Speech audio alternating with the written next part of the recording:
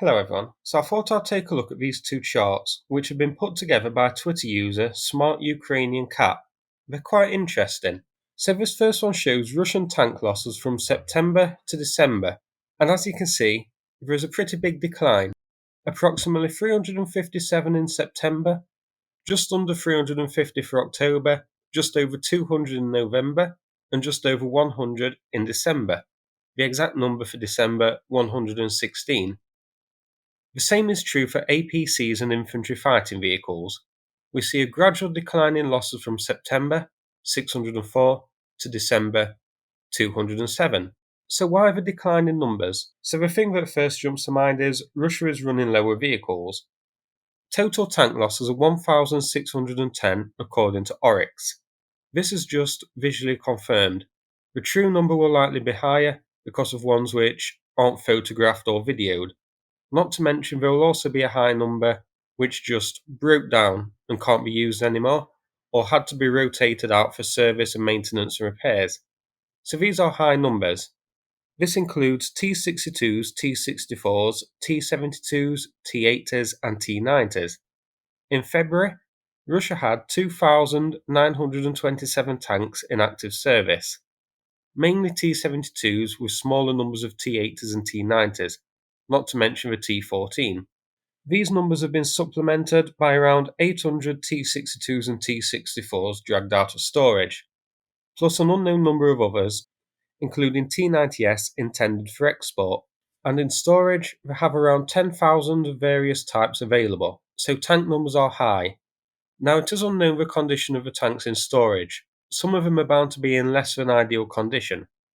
But overall, I don't think we can say that Russia is winding down on tank operations yet because of high losses and a lack of tanks available. They still have plenty in storage to go. The same is true for other armoured vehicles, infantry fighting vehicles and APCs. So here we're talking MTLBs, BRDMs, BMPs, BTR-8s, that sort of thing. 2,930 confirmed by Oryx. These are huge numbers, that's an unbelievable amount gone. But Russia's total stockpile in February was over 11,000. Not to mention many more thousands in reserve. So again, despite the heavy losses, they aren't exactly running low on vehicles yet. What they could be running low on is crew. It takes a long time to train crew members to operate these competently. The loss of a trained crew could actually hit them harder than the equipment loss. So it is possible we are seeing a crew shortage. Then of course, logistics issues. Keeping these refueled and rearmed is also an issue, especially with Ukraine hitting many of the ammo dumps and supply convoys. But I think the reason for the decline is because of other factors. First of all, September and October saw the Kharkiv counter-offensive when the Russian lines in the northeast collapsed and Ukraine recaptured Izium, Kupiansk, Liman, and other settlements. End of August until November saw the Kherson counter-offensive, where west areas of the Dnipro were liberated.